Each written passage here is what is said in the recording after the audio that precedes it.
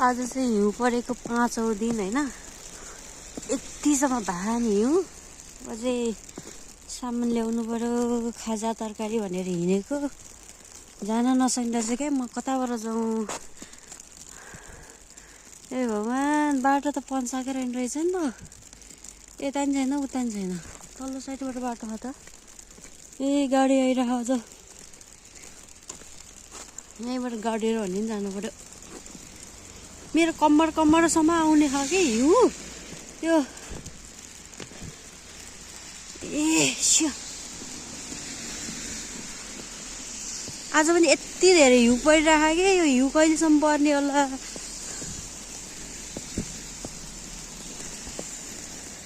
हिउँ परेको थिएन र बाहिर निस्केको। अब यहाँ अलि वटा आएपछि फेरि हिउँ पर्न थाल्यो के। यता चाहिँ पन्सा रहेछ है। यति धेरै हिउँहरू छ नि। यता लास्टै लेक रहेछ कि के हो कि। हाम्रो रुकुम रोल्पा सगरमाथामा नि यति धेरै हिउँ झर्दैन होला फेरि। यति धेरै हिउँ झरिरहेको मान्छेहरूले आफ्नो घरको छेउछाउ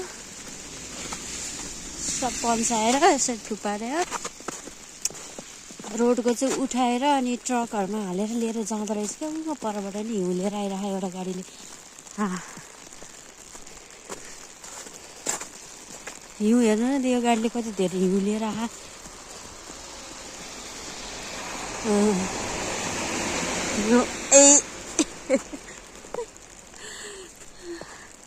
गाह्रो।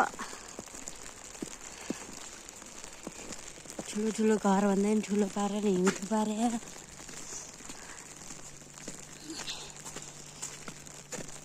घर पुग्न लाग्यो मान्छेको हिउँले।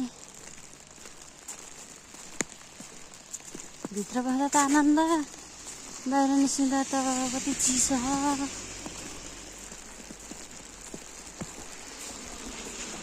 हिउँले मेरो मोबाइल